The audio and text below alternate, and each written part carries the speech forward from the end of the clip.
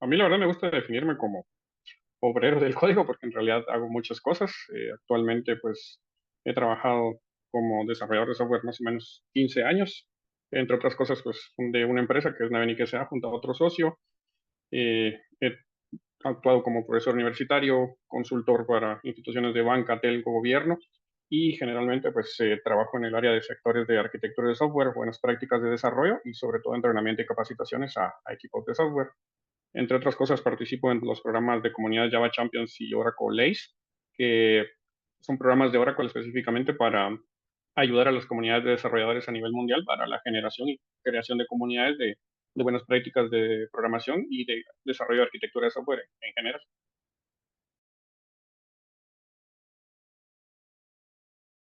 La empresa originalmente nosotros la fundamos como una empresa de consultoría de software. Eventualmente yo estuve viviendo fuera de Guatemala de 2012 a 2014 más o menos.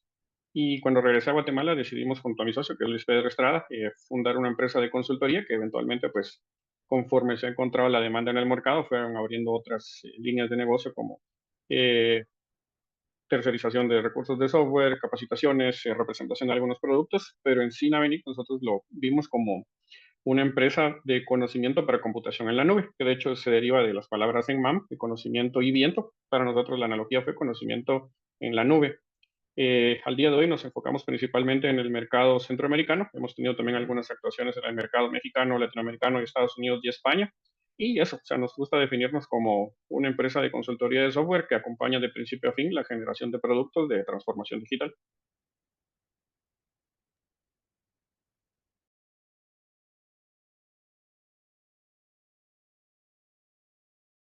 La motivación principal fue un poco accidentada.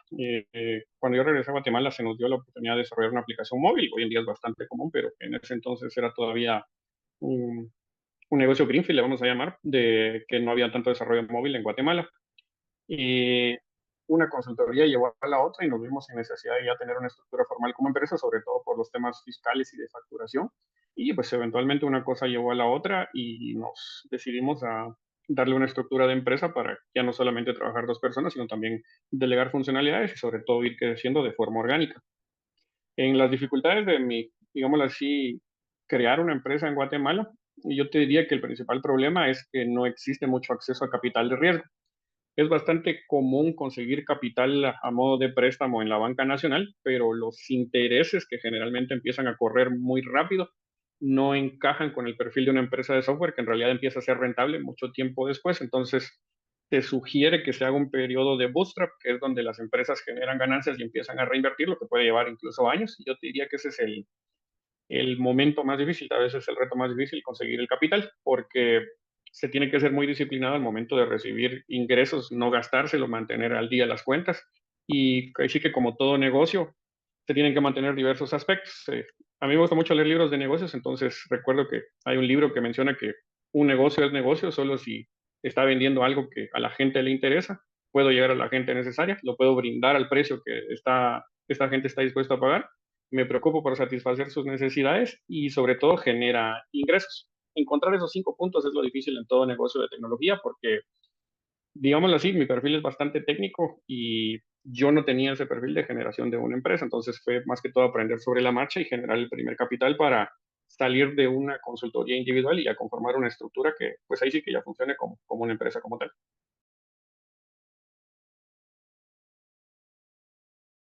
Pues primero que nada, las aplicaciones reactivas son una respuesta a la demanda que se tiene actualmente a nivel de los usuarios. Eh, si algo hace diferente el software de cómo se hacía a principios de los 2000 frente a lo que se hace hoy en día, es que la mayoría de aplicaciones hoy salen al público en general, sin importar que sean aplicaciones de una empresa o aplicaciones para el usuario final, el consumidor general.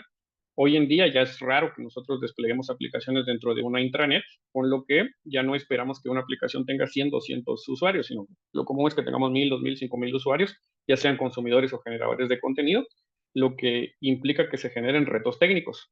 Entonces, hay un manifiesto que es el Reactive Manifest, que tiene más o menos aproximadamente 10 años al día de hoy, que nos dice que hay 4 características básicas de cualquier aplicación reactiva. Primero que todo, lo que se desea o el valor de una aplicación reactiva es que sea responsiva, en otras palabras, que el usuario tenga una interacción buena con la aplicación, que no note que se está trabando, que tenga una experiencia buena, que quiera utilizar la aplicación. Y eso solo lo logramos a partir de dos características adicionales. Unas aplicaciones que sean elásticas, lo que implica que los recursos y el hardware crezca a demanda conforme crece mi demanda de usuarios, y que también sean resilientes. Que yo, al momento de estar creando una aplicación en un entorno distribuido, haga que mis aplicaciones sean self-healing, o en otras palabras, si mi aplicación falla, que sane automáticamente, tener todo un sistema de monitoreamiento y alarmas.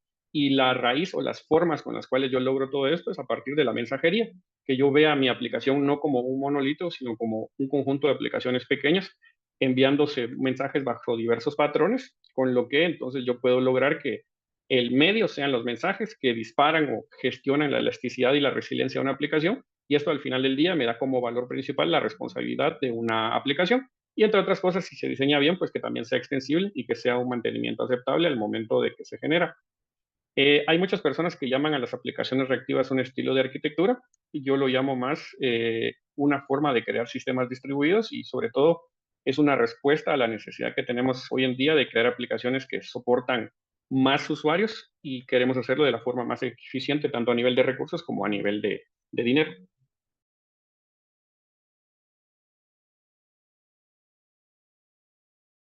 Sí, ahí la verdad lo que tendríamos que tomar en cuenta es que no es lo mismo una aplicación reactiva que un lenguaje de programación con patrones reactivos. Son cosas que a veces van de la mano, pero por ejemplo, una aplicación reactiva tiene que ver más con la arquitectura o cómo se diseña la aplicación a alto nivel, mientras que un lenguaje de programación o un paradigma de programación reactivo tiene que ver más conforme cómo se genera el código. Habiendo dicho esa diferencia, entonces hablemos un poco alrededor del código reactivo. Una de las cosas tradicionales que se utilizaba en la mayoría de lenguajes de programación, pero específicamente que se hizo bastante popular en Java y en .NET, fue que nosotros soportábamos múltiples usuarios basados en el concepto de threads, de hilos.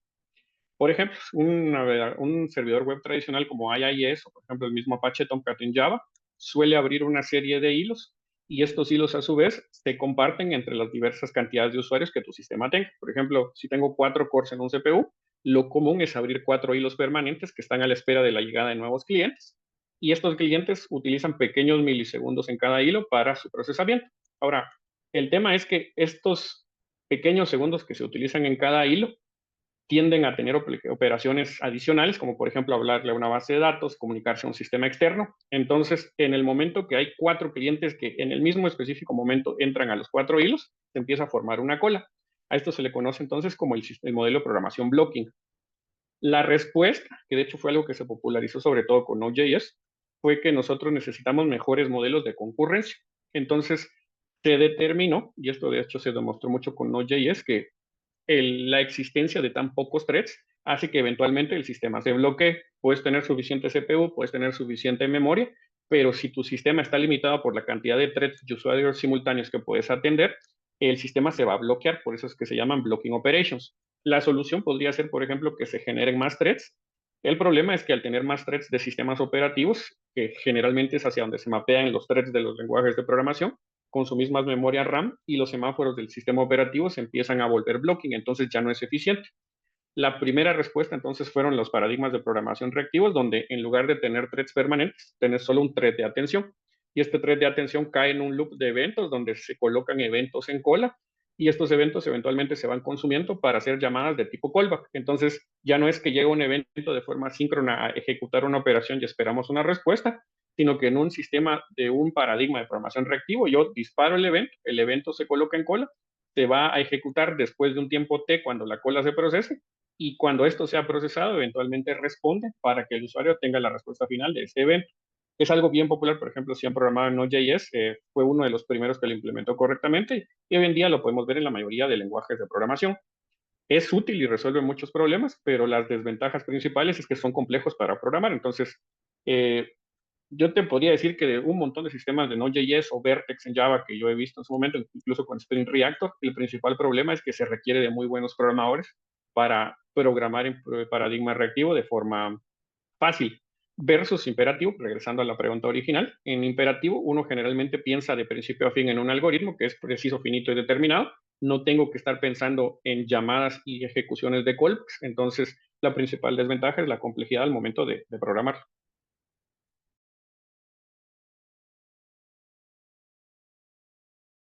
Hoy yo la verdad recomendaría dos tipos de estrategias, ya sea que se haga a nivel de facilidades del lenguaje de programación o incluso del entorno de ejecución. ¿A qué me refiero con esto? Por ejemplo, en Kotlin, y de hecho esas facilidades que han aparecido en otros lenguajes de programación, nosotros ya tenemos estructuras de datos y de objetos especiales para el manejo de la ejecución de callbacks. En JavaScript nosotros lo conocemos como las estructuras de tipo async await, que en lugar de tener el callback hell donde una función invoca a otra, invoca a otra, invoca a otra, podemos dejar marcas en el código para saber en qué momento se va a suspender la ejecución de un programa y hacia qué punto del programa podemos regresar. Eso es async await. Yo lo he visto en otros lenguajes de programación, me gusta mucho la implementación de Kotlin en el cual se utilizan corrutinas, donde una corrutina se programa directamente como un bloque y ese bloque es ciudadano de primer nivel del lenguaje de programación. Entonces, es más o menos el mismo concepto con async await. Yo establezco el punto donde se va a suspender la corrutina y cuando esta respuesta se genere, esta corrutina entonces retorna su ejecución. Implementaciones van a haber un montón. Sé que en C Sharp, por ejemplo, también existen implementaciones reactivas y esa sería la primera forma. La segunda forma, que suele ser una forma intermedia, es utilizar patrones de tipo RX. Estos los he visto principalmente en Angular, pero también se utiliza mucho en RX Java, en el cual tenés estructuras de datos hasta cierto punto comunes que soportan patrones de comunicaciones reactivas, como por ejemplo la ejecución de tareas en colas, el emisor de broadcast de mensajes, el completion, en el cual puedes encadenar distintas funciones para que al finalizar una función desencadene la otra. Esto es un estilo de programación que se utiliza principalmente en RX, el estilo es RX, y lo puedes ver, por ejemplo, en proyectos como Spring Reactor. ¿Cuál creo yo que va a ser la tendencia? La tendencia es que los threads de sistemas operativos que antes eran la tendencia, hoy en día pasen a ser ciudadanos de segundo nivel. Esto ya se empieza a ver, por ejemplo, en .NET o en Java. El caso que más conozco yo es el de Java, en el cual en lugar de utilizar un thread de sistema operativo, nosotros en las nuevas versiones de la máquina virtual de Java podemos mapear virtual threads para que una cantidad n de threads sean equivalentes a un solo thread en el core. Entonces, ¿esto qué significa? Que el código imperativo que originalmente era, digámoslo así, menos eficiente por ser blocking, ahora ya no corre directamente sobre threads mapeados a sistema operativo, sino corre sobre threads virtuales donde puedes tener n threads sobre un thread, digámoslo así, no virtual, un thread físico. Esas son las tres formas en las cuales se suele implementar hasta cierto punto las ventajas de programación reactiva. Repasando, yo puedo utilizar las facilidades nuevas de los lenguajes de programación, esto se ve principalmente en Kotlin y JavaScript o en TypeScript, utilizar bibliotecas de tipo reactivo. Personalmente a mí me gusta más el paradigma de programación de RX porque es universal y lo puedes encontrar en distintos lenguajes de programación. Y una tercera, que yo creo que va a ser la tendencia durante los próximos 5 o 10 años, es que los entornos ya empiecen a utilizar threads virtuales para que se quite el problema de que el código sea blocking y al mismo tiempo se simplifique el código. Yo a ese le apostaría, solo que pues ahí sí que como en todo depende de qué tantas facilidades tengan los usuarios de los distintos lenguajes de programación.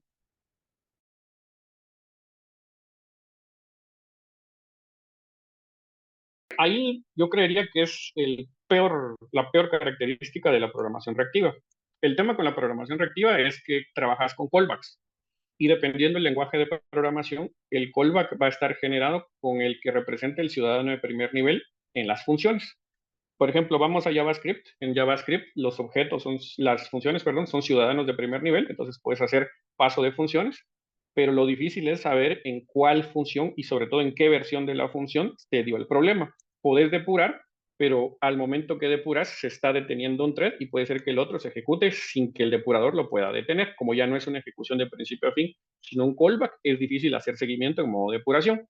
Si lo pasamos, por ejemplo, a C Sharp a Java, encima de que las funciones no son ciudadanos de primer nivel, sino que tenemos que utilizar expresiones lambda o de LINQ específicamente, se vuelve aún mayor porque los stacks trace que se generan tanto en Java como en C Sharp suelen ser más detallados, pero encontrar el punto donde falló en un callback dentro de un stack trace es algo bien difícil. Entonces yo creería que solución no hay, es una característica inherente a la depuración que hay en el momento que nosotros estamos escribiendo código reactivo. Una solución parcial es en todo caso utilizar las facilidades del propio lenguaje de programación, donde ya puedes utilizar async await o corrutinas en el caso de Kotlin para que sea un poquito más fácil depurar. Pero, o sea, te mentiría si te dijera que va a ser la misma experiencia que al momento de programar imperativo, porque de nuevo estás siguiendo el stack trace, donde de pronto la ejecución de un punto salta a otro, y luego salta a otro, y luego salta a un callback que terminó. Entonces no hay una secuencia de ejecución de pasos. Ese sería el principal reto al momento de depurar programas reactivos.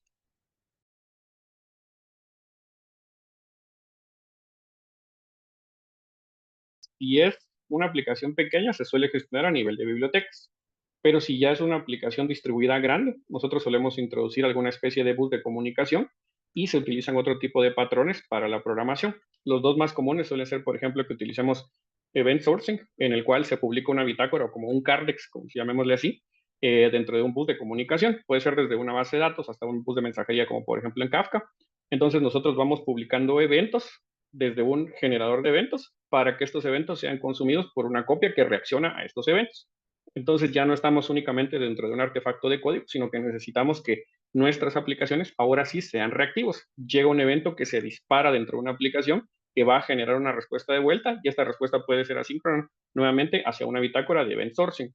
Un segundo patrón que yo he visto bastante que se utiliza en aplicaciones reactivas es separar tanto la lectura de escritura como por ejemplo en el patrón CQRS, donde tenemos el concepto de comandos, donde un comando altera el estado de una base de datos y este comando no tiene que recibir una respuesta inmediatamente al momento de ejecutarse. Separamos el command y el query, en el cual el query, por ejemplo, mediante una réplica de base de datos combinado con algún evento de notificación tipo notificaciones push o WebSockets, puede avisar al usuario que el comando fue completado. Esto incluso puede ser transparente hacia el usuario, las bibliotecas se pueden encargar, pero para empezar, yo creería que los dos patrones primarios para ejecutar correctamente programación reactiva a gran escala, más allá de entender bien async, await, callbacks y RX, es que aprendamos a usar bien los eventos de comunicación, sea con algo tan complejo como Kafka, algo un poco más específico como Camel o algún mecanismo de las mismas nubes como SQS o SNS.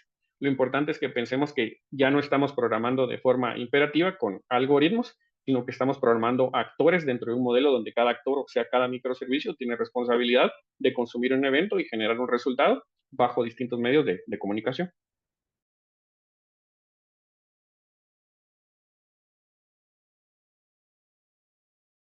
Es realmente evaluar si se necesita programación reactiva. Ahora, ¿por qué? Regreso al tema de decisiones arquitecturales. Yo puedo escribir un sistema reactivo utilizando programación imperativa. Entonces, nada evita que yo genere microservicios y estos microservicios, a menos de que sea algo muy específico, yo puedo programarlos con mi estilo de programación de siempre. Seguramente si ya implemento event sourcing o, por ejemplo, CQRS, debo de tener algún tipo de listener de eventos, sería la excepción, pero no todo tiene que ser reactivo. Entonces, el término en inglés es trade-offs y generalmente mientras más reactivo yo quiera hacer, más difícil probablemente va a ser la programación. Lo que me lleva a la segunda consideración. Si mi sistema va a tener 100, 200, 500 usuarios, no tiene sentido. Nosotros llevamos haciendo aplicaciones con estilo blocking, vamos a llamarle así, desde la época de los 90. Muchas de las aplicaciones que hoy en día usamos siguen siendo blocking y a menos que tengamos justificado el uso de programación y código reactivo, sinceramente no es lo más recomendable. Hace algunos años, de hecho, está en internet, hay una charla del equipo de Netflix donde ellos explican precisamente esto. A pesar de que ellos utilizan mucho Java y Spring, en general ellos tienden a dar preferencia al código imperativo tradicional versus el utilizar, por ejemplo, Spring Reactor y Webflux. ¿Por qué? Porque como ellos ya tienen un sistema distribuido, ellos son de hecho los inventores del concepto de microservicios, les simplifica mucho la depuración y sobre todo la generación de tracing y observabilidad de sus aplicaciones, utilizar código imperativo en una arquitectura reactiva. Entonces, probablemente si lo que yo voy a hacer es una ingesta de datos, ahí sí seguramente está justificado el utilizar alguna especie de framework reactivo, ya sea como Vertex o como el mismo Spring Reactor, pero van a ser necesidades muy específicas. Mi mensaje sería, sistemas simples ni siquiera vean a programación reactiva, les va a generar más problemas que soluciones. Sistemas complejos, un buen arquitecto de software tiene que sentarse a evaluar si realmente va a obtener algo de la programación reactiva y del uso de callbacks. Si lo obtiene, perfecto. Yo lo he visto que se utiliza mucho, sobre todo con streaming de datos, pero si no lo obtiene, o sea, tampoco está mal dividir en algunos microservicios que todavía sean síncronos y generar una arquitectura, si no ideal, pero por lo menos bastante balanceada al respecto de qué partes sí deben de ir con programación reactiva y qué partes son parte de un sistema reactivo desde el punto de vista del React Manifest.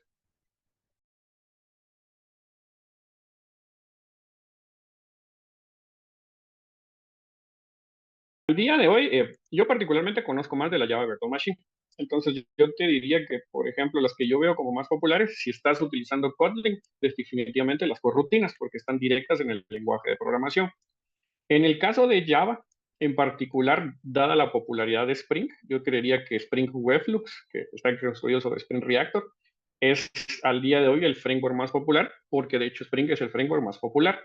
En segundo lugar, yo diría que Vertex, porque Vertex es un proyecto que contribuyen distintos fabricantes, entre ellos Red Hat, y Red Hat es como uno de los otros fabricantes más populares y sobre todo hay muchas abstracciones que se generaron sobre Vertex. Si uno programa Vertex a bajo nivel, sinceramente es como programar código con callbacks, pero sobre Vertex yo puedo tener algunas abstracciones a nivel de Jakarta E, a nivel de Quarkus, que sería uno de los frameworks más populares, y así por delante empiezo a ver algunos otros frameworks específicos. Otra cosa que hay que preocuparse, por ejemplo, es que si voy a tener acceso a base de datos, la base de datos tenga también un driver reactivo que sea compatible con mi modelo de programación. Sé que, por ejemplo, Oracle, MySQL y Postgres tienen específicamente bibliotecas y drivers específicos. Y ya a nivel de la máquina virtual de Java, yo puedo ver también que dentro de la API de la Java Virtual Machine vienen completable features. Si yo no voy a utilizar Spring o algún framework en específico, pero quiero aprender a programar de forma reactiva, ya dentro de la misma máquina virtual de Java vienen todas las APIs para ejecutar completable features. La verdad, todo depende de qué es lo que uno esté realizando. Mi recomendación, ya por ejemplo, si ustedes van a hacer un sistema donde backend sea Java y frontend sea TypeScript, ahí sí yo recomiendo también que exploren RX, porque RX funciona como adaptadores y sobre todo se mantiene el mismo paradigma de programación al momento que estás haciendo frontend y backend. Pero eso sería como lo que yo recomiendo. También dominar mucho el tema de async await, sobre todo en TypeScript y JavaScript, porque es la facilidad del lenguaje para ejecutarlo. Y la mayoría de programadores nos vamos a quedar en async await. Es hasta que yo ya tengo patrones muy complejos que ahí sí yo sugiero dar el salto a RX para que pueda utilizar correctamente todos los paradigmas y implementaciones de programación reactiva.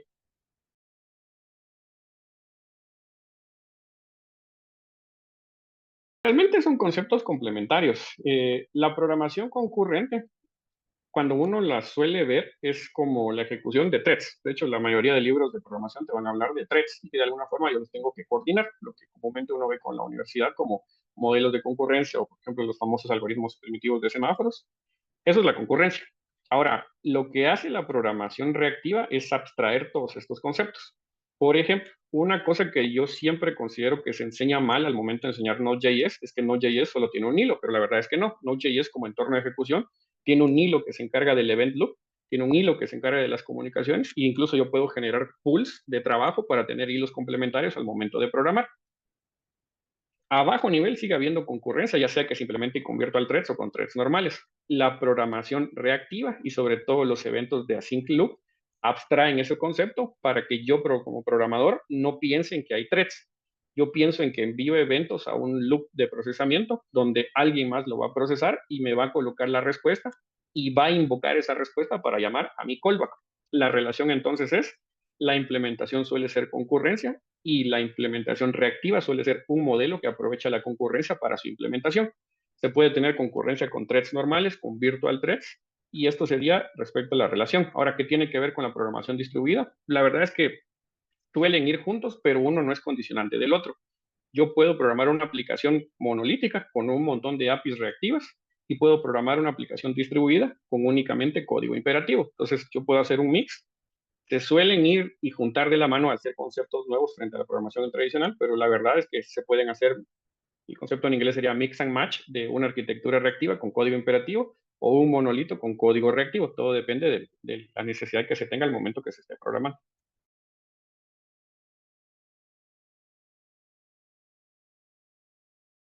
Dar seguimiento al código. ¿Por qué?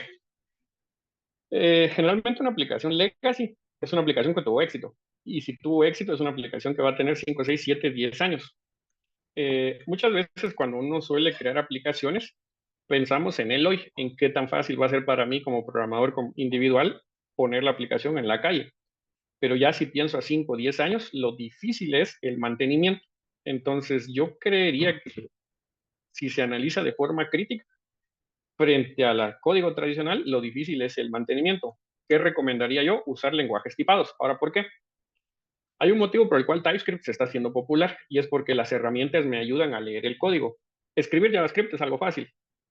Agarrar un proyecto que fue escrito hace 5 años en JavaScript puro es algo bien difícil porque hay distintas formas. Yo puedo tener funciones anidadas, puedo tener monads, puedo tener high order functions.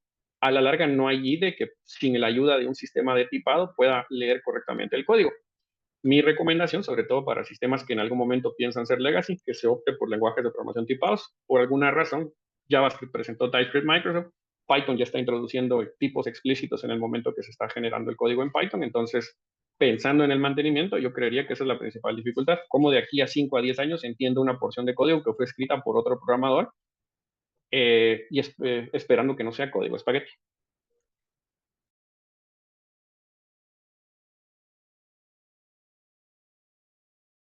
Sí, de hecho sí. La complejidad viene dada del uso de callbacks. Si se usan callbacks explícitos, sugerencia pasarlo a sync await. Si ya están a sync await, utilizar un sistema de tipos o simplemente no utilizar reactivos si no está justificado. Yo generalmente suelo hacerlo en ese orden. Si tengo callbacks en un lenguaje de programación que ya tiene sync await, suelo reemplazar la rutina. Si mi sistema o mi lenguaje de programación me da otra chance, como por ejemplo las routines en Go, de escribirlo más fácil, suelo dar preferencia a eso. Ahora, los lenguajes de programación van evolucionando. Por ejemplo, el mecanismo que yo mencionaba de Virtual Threads en Java no existía, por ejemplo, hace 4 versiones de LTS de Java. Entonces, también es de ir al día con las facilidades que los lenguajes de programación ofrecen. Lo mismo fue con JavaScript en su momento en el salto de ECMA 5 a ECMA 6. No existía Sync Await y eventualmente pasó. Entonces, si quiero aumentar el nivel de digámoslo así, de la facilidad de dar mantenimiento a una aplicación, ir al día con los desarrollos en el lenguaje, considerar que esa deuda técnica tiene formas de mejorarse y pues hacer, o sea, apartar el tiempo dentro de un proyecto para que la deuda técnica no siga creciendo.